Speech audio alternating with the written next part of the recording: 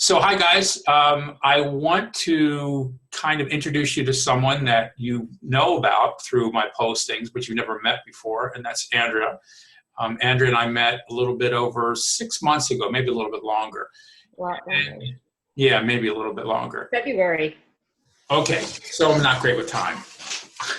Um, and Andrea took on the task of helping me train for the New York City Marathon. Not so much what I thought originally was as a running coach, and she is a running coach.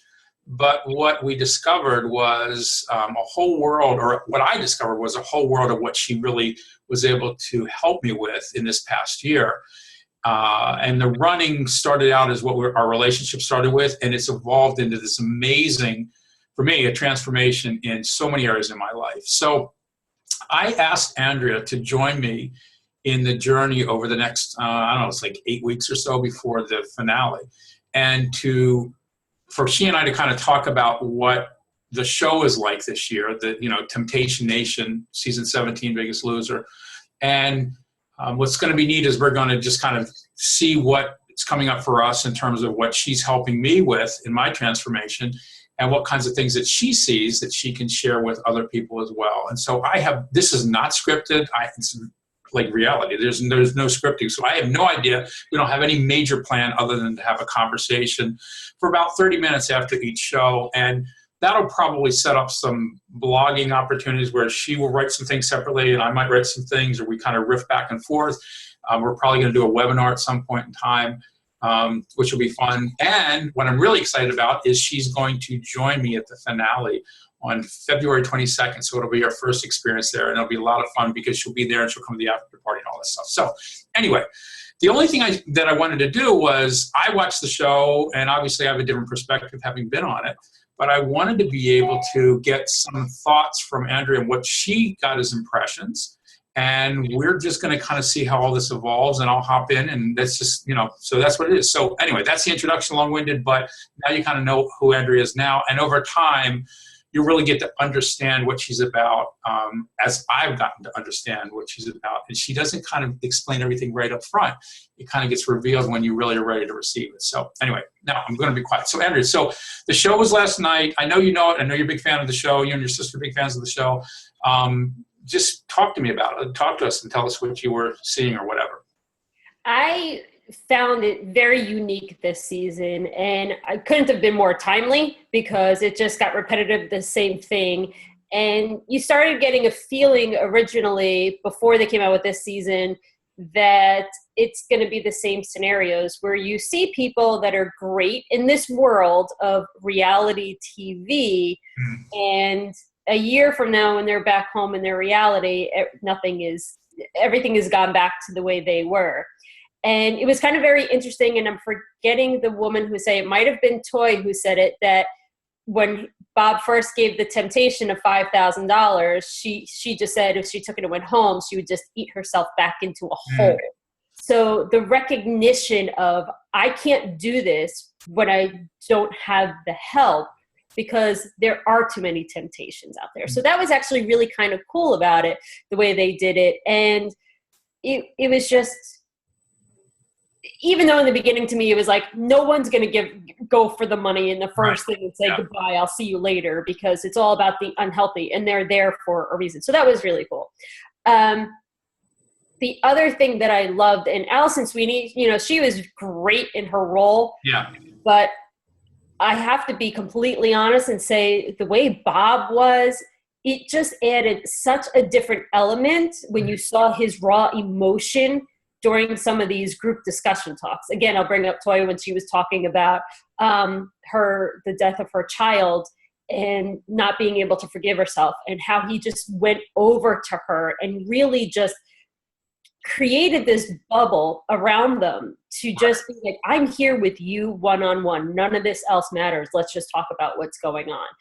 You don't get to see that in real reality. Most of the stuff they do, they play for the cameras. And again, that's my perception as, just as a spectator watching the show. But that to me was so extremely sincere that it did not seem like it was, let's stage this for the cameras. That's a good point. And I had done I was tweeting during the show, and one of the things I had tweeted was a hashtag about Bob is the real deal. And it was hashtag head and heart of gold. And that's probably what's unique with Bob, is that he has all of the now, 16 seasons of experience and all kinds of things that he's done. So he knows what to do and what to push people. But he has literally a heart of gold. So that's not TV. That's not made of nothing. And Bob and Jillian, same thing. Nobody on that show is an actor. So what you're seeing is real. So even if the cameras try to do certain things, people get it. So I'm glad you picked up on that. It's real. Yeah. The other thing that it was funny, the way that you talk about the realness and who they are. Let's talk about Jen, the trainer on here. Yeah. The way that she talked to the people, and I started tweeting, and just so everybody knows, I'm in California, so I'm 3 hours behind Jay getting to see this show. So I stay away from all social media because I didn't want to see anything and just really be able to take this in for myself. And I'm really about the grand perspective of energy. So let's talk about that for a second, if you don't mind, Jay. Yeah, that'd be great. As you know, it's really about, everything comes down to the energy that each individual person has, how it affects their thought process, and when their thought process affects their emotions, and those emotions affect their actions. So when people can't do something, when they feel that they're beating themselves up over it, that's very low energy. When they're excited to do things, they're really engaged and they really want to grow and learn and get stronger. That is really all about that anabolic energy that's lifting people up. Jen was awesome with that, with everybody that she picked for her team. Sarah, from the very beginning, when she started crying and saying, I'm not worthy of being picked. Oh, wow. I so thought of you. I mean, when I'm watching the show, and all I can do is here's Andrew on my shoulder, all those catabolic things, Yeah. And then the way Jen just talked to her and just, had her, the things that she made her say to herself, and just start planting those seeds to let her know. By the time you saw Sarah weigh in, and holy cow, 17 pounds that first week, completely different person from I can't do this to I guess I can do this. Look at me. And then on the other side, so that's all that catabolic energy where she's lifting people up. And I did make the comment in a tweet about to see the energy difference between Dolvet and Jen, because let's take the other side. Dolvet he came right out and he said it, I'm not your friend.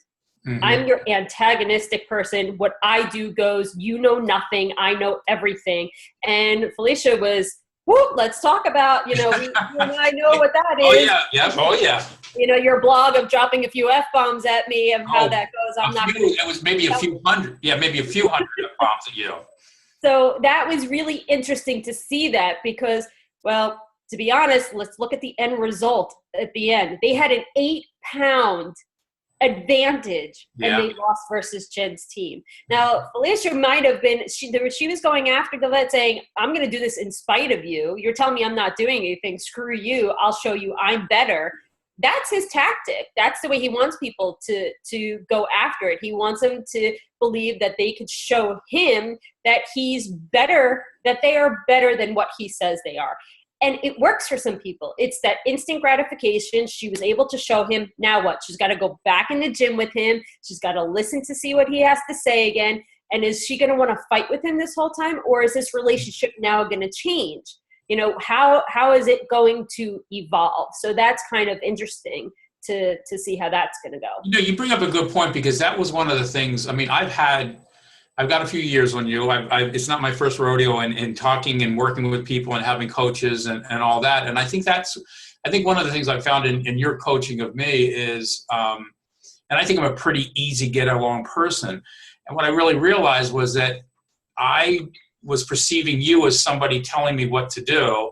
And it took me a long time for you to go I don't really care. And what that meant was, you cared, but not in the way that I wasn't getting it. I had to understand that what was it that I wanted, and I wasn't hearing you.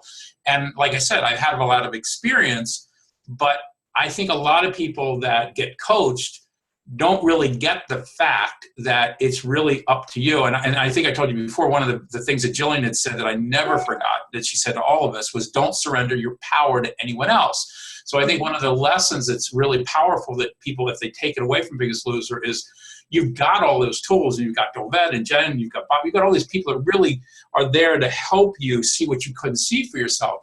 But the transference of power, energy, to you has to be done. Otherwise, when you leave, it's like the plug is pulled and you don't have it anymore when you really need it. And I learned that from you. I didn't see that. It was a blind spot. And it took me a while, but because of your tenacity of no matter what I was throwing at you or resistant or pissed off at you, you were that stand for me to be able to see that. And that was the difference. So it is going to be interesting to see who picks up on this and transitions from coaching styles and whatever. Yeah, and it's also going to be very interesting to see the way everyone's going to play as the weeks go on. Because in this first week, okay, so you have Richard and I'm forgetting her name, the young lady from The Voice. Yeah, I don't have all the names down yet either, but yeah, I know who it is. So everybody knows Richard Hatch, and he already came in and he was the villain. Everybody thought he was the villain and was out for himself. But in this environment, he chose to do the team thing because it was the right thing to do. We're all happy-go-lucky, and it'll be interesting to see with these temptations. Everybody has a money temptation, which is really kind of interesting. Money would pay off bills, get rid of problems. Everyone thinks money gets rid of problems. Yeah. It doesn't. It creates them sometimes. And so it'll be interesting that if by doing the right thing and going for the pound advantage doesn't pay off, are people going to start getting into those temptations? And they already showed some previews of next week about some food temptations of you see people eating pizza. So I'm really interested to see how these temptations play out, as they say that they're going to be off the ranch more in this season than ever before. So giving it a real world experience. I'm a little biased in thinking it's not going to be 100% because everybody's coming home to the ranch and still in the cocoon of being around each other versus you got to go home for a week and see what you have learned. It's interesting. It's going to be interesting to see because the reality of it is, for anybody who's been on the show, is that, and I say this all the time when I'm speaking in front of different groups of people, it's not hard to lose weight when you stand there with your shirt off in front of like millions of people. I mean, that accountability, it's not as hard. And so I'm very curious to see how they're going to replicate. They have the right idea, but being somebody like myself that you've helped me break through the whole secret eating area. I mean, that, anybody that's morbidly obese, they know it. I mean, you're not the size you are because of the fact that you're eating wrong. No, you're eating exactly what you're eating. You're just not really being truthful to yourself about it. So to the extent, it's always interesting, those temptations with food for most of us that ever on the show, it's like, no way, it doesn't, the money, you're not going to do it because it's kind of like the world's watching you for one. Right. And the other thing is you're in a game and you really don't want to go home. So they're smart. I am curious to see how they're going to do that. And like, you're right, maybe the fact that Richard didn't, they didn't get that, he could have had the 40 grand and it wouldn't have made any difference. It will be interesting to see how all that plays out. But one thing that somebody did mention to me about Richard, that they said they were surprised that he was that way. And I said, well, who knows? You don't know why he did what he did. But sometimes as people do get older in the sense of having more life experiences, you do shift some of the things that you may do when you're younger. You're a little squirrelier when you're younger a lot of times, and you get a little bit more like, what's the impact? What's going to go on? So we'll see. Well, let's remember the whole concept is you have to build your alliances first. So he's not going to say, screw you all from the very beginning when there could be a chance that he needs them to save him. Sure. Out to him and someone else. It seems like they brought back the everyone has to pick who leaves. That was gone for a little while, right? It was gone for a while. And sometimes it was gone for a while, and then there's the old red line where you're going. That's what happened to Jennifer. She went under the red line and she's like had to go. So it's hard to say. I mean, everything changed on this. Everything's changed on the show. But the Elimination Room is newer and modern, but it's still pretty much the same format. So who knows? Well, I'm sure I think people kind of like seeing that drama that happens when people reveal it, or and it was kind of lost for a while, where you go into a room and you just talk to a camera. It didn't seem to play quite as well. No. So, but it, like I said, the way that the whole format is this year, I mean, everyone's always so happy-go-lucky the first couple of weeks. And even though this is a shorter season, so I'm really super curious to see how they're going to, put everything together than it has been in the past. Yeah. See, we normally would see what's week 2 could actually be a little bit later on, to see how the personalities are really starting to come out, whose energy is high, who is low, what's influencing all the people, how some people really do well in these group settings and the challenges that they really love, and how is the environment really conducive to the temptations versus staying strong. You talked about it. It's really easy when you're in a house and that's it. There's no place to go, no TV, no family, no, hey, what are you doing? Let's go grab a drink. You're very focused. And now all that is gone. So how much their environment that they're being brought into, what is that going to look like? The other kinds of things of like the physical injuries, how people work with that. We already saw like within the first few minutes on the treadmill, forgot her name as well, like she had to get off and lay down for a little while. It was too much. And so there's a lot of great things to anticipate. And, this is just week 1 of the 8. So we can make as many assumptions of what's going to happen. So I'm really looking forward to more conversations that we're going to have to see and share some of what really plays into how the voting goes and how the weight loss goes, and maybe hopefully trying to pick up what's showing up for people and why they're not losing the weight. Like Toy and Bridget, who went home, right? So Toy even said it. She's like, it took me a while to be here. Yeah. And wasn't fully engaged. And Bridget, you didn't see her at all. They didn't, she was no quiet wallflower in this. They didn't really give her a lot of. Is her name Bridget or Brittany? Oh, was it Brittany? I'm sorry, Brittany. Obviously, we're not scripted. Yeah.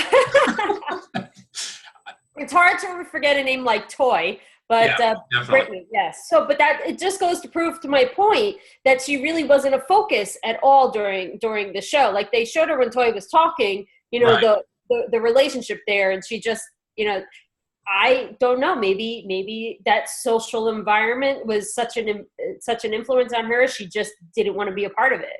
I will tell you that it's interesting, and I hope this happens. I know the producers. I know their intent. Yes, it's like anything else in the United States. We live in a capitalistic society, and there's a company, and they need to make money and profit. I mean, we all do. We all want a paycheck, whatever.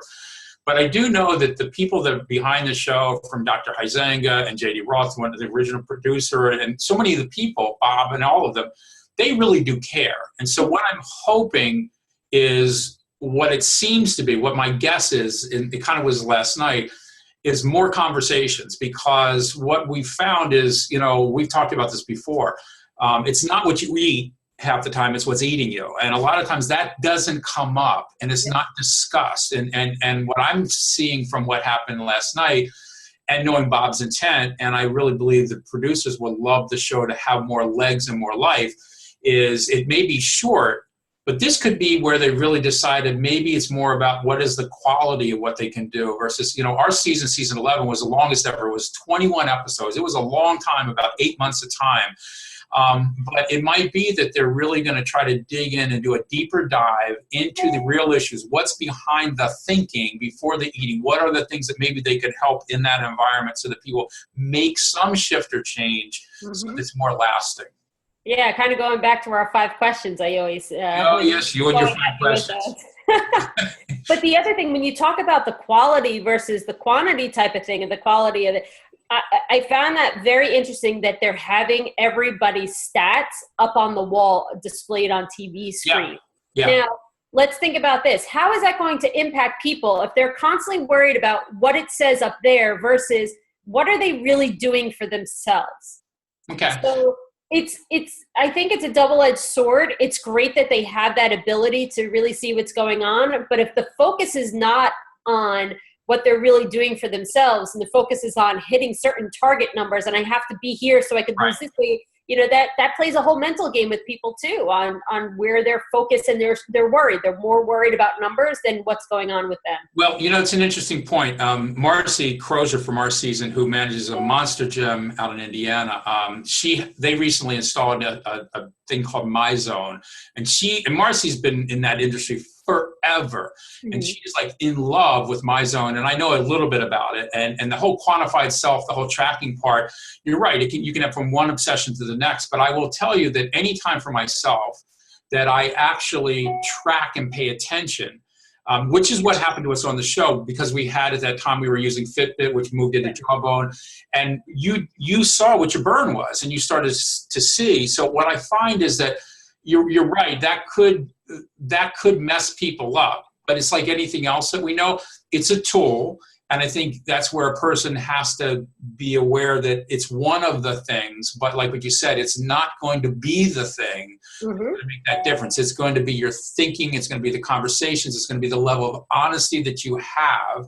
And that's why somebody like myself, who has plenty of experience, I realized like I wasn't where I wanted to be. I got stuck. And for all of the knowledge that I had, what I really realized was I was missing something, and I was missing a coach. I didn't have someone else. That's where you came into the picture. And what was great, which is what you do, is it's all about what I'm thinking, what am I saying to myself, the words, the energy that I'm using. And I think hopefully, like what you're bringing up, the numbers are there, that's good. But hopefully, back to the quality thing, they're going to really make sure that this season there is that level of really digging deep and getting people to really get clear. They're not going to fix it all, but if they can get people to be honest about it, there's a chance for that transformation to happen, not just there, but when they go home. Right. Well, yeah, I know. I'll give you the kind of thing of when it comes to that, as I always comment on, so a lot of your Instagram pics I think the most recent one you had, like of all your steps, and I said, I can't wait to see all the squats you do. Yeah, I know. I saw that. Quality versus quantity, right? So you could do half the amount of squats and get a higher rate of heart rate burning, right? Or heartburn, but heart rate, that moving along versus this taking 600 steps. So it comes down to the quality. So are people doing it? It's funny. This is Jonathan Baylor, who wrote The Calorie Myth, and I met him right a few years ago.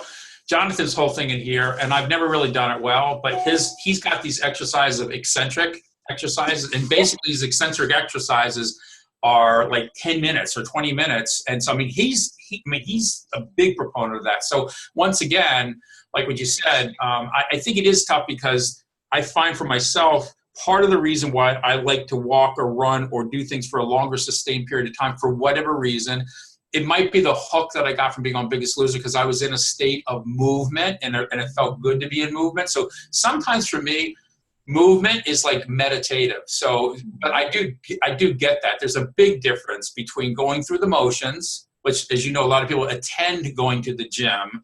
And then if you actually are going through something like CrossFit, or you're going through something that's, really intensive, you still get that high, but there is that trade-off.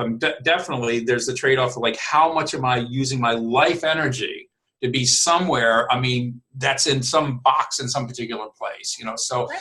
Yeah. And when I talk about quality versus quantity, it's the concept. Okay. I shared with you a blog I wrote last year about how people set all these resolutions. Why would we resolve to do anything, right? If we want to take a focus on our health and our vibrancy and our life, we want to revolutionize our lives, right? So if we're talking quality, then we're not talking about the quantity of, I have to spend an hour to 90 minutes at a gym, and I have to give everything up, and I have to do this every single day, this all or nothing behavior that tends to really pigeonhole a lot of people. And that's why most people quit after 4 to 6 weeks. So, and why I talk about this is for the reason of, there are so many opportunities of the high intensity interval training. There are Tabata workouts. There are so many things that create such a great impact. But we as a society are conditioned from all these things. You have to get at least 45 minutes of exercise a day.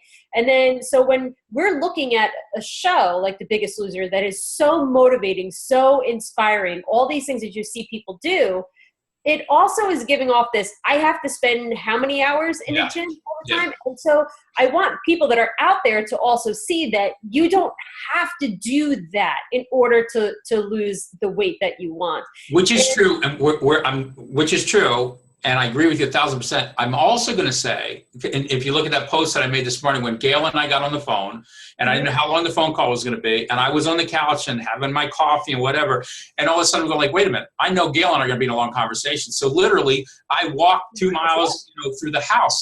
So there's a case in point where, it is a way. In that particular case, multitasking doesn't always work, but in the case of being on a phone talking to somebody, you can be in that conversation. And so so that's one of the things that I think a lot of people don't realize, that they said, like I was sitting there in the Today Show, they were talking about, I don't have time, nobody has time.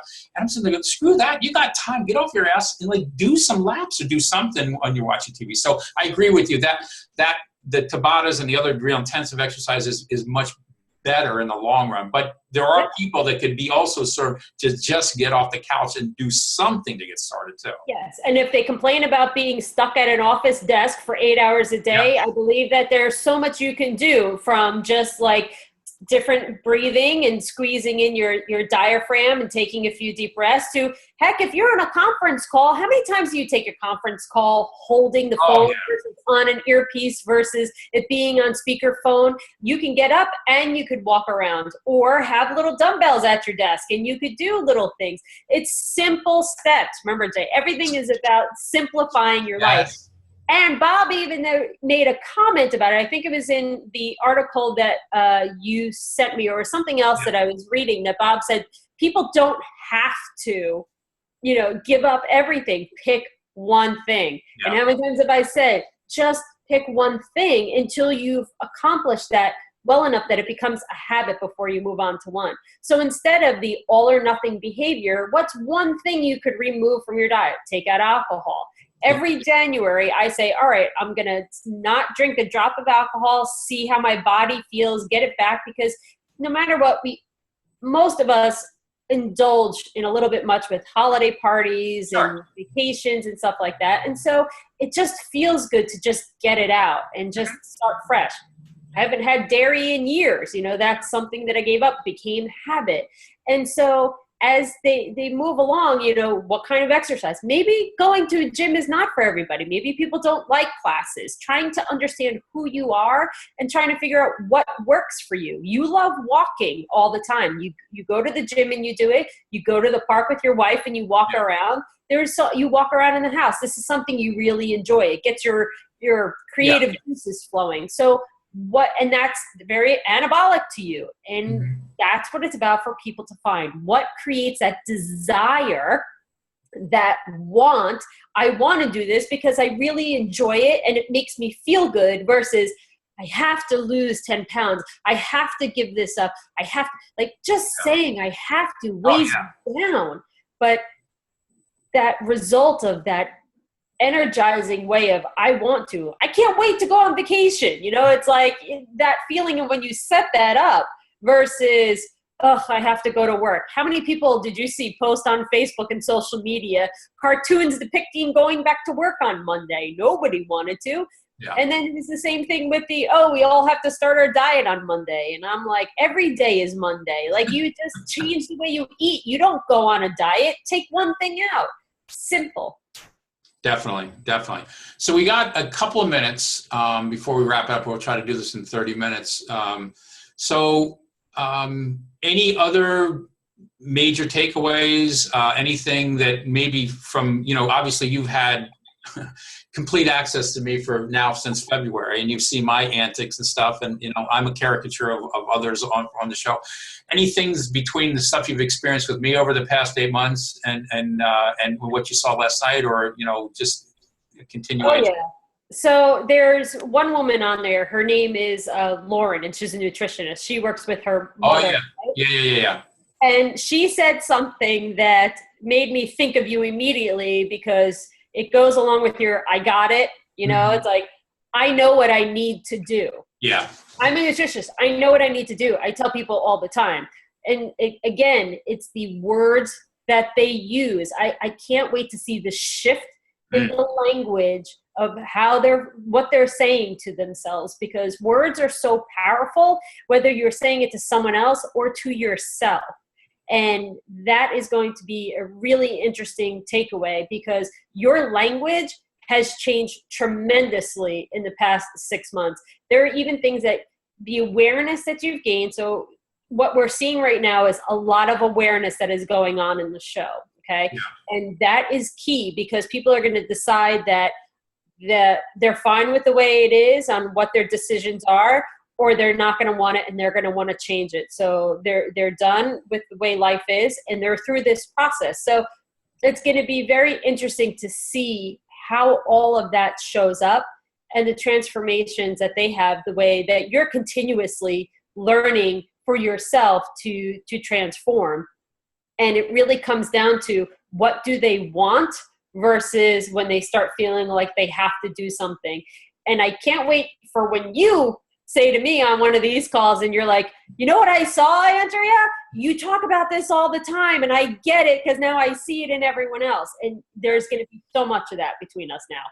Yeah, definitely. And so this has been a lot of fun. It's really fun because we had no clue of what we would do with it. And I hope that what we've shared might be helpful to somebody that's going to watch this. And we'll just keep doing this each week and take a look at it, and we'll see what kind of occurs for us. And for me, selfishly, it's therapeutic. I mean, this is what I'm doing right now with you. I suggest to people all the time, find somebody you can trust, somebody that is going to listen and support you, and also make sure that you're not missing certain things. And so it could be a trusted advisor, it could be a family member, it could be a coach, it could be whatever. But I really do believe that the transformation comes, like what you said, it comes through words, which is obviously a conversation. And I would say that's the biggest thing that I'm really committed to being a part of, is being in conversations with lots of people that are willing to do that, because it just opens up the world of possibilities for other people. So let's just wrap this up and see what happens, and we'll come back next week and do it, okay? Sounds good. Thanks. Okay, bye-bye. Bye.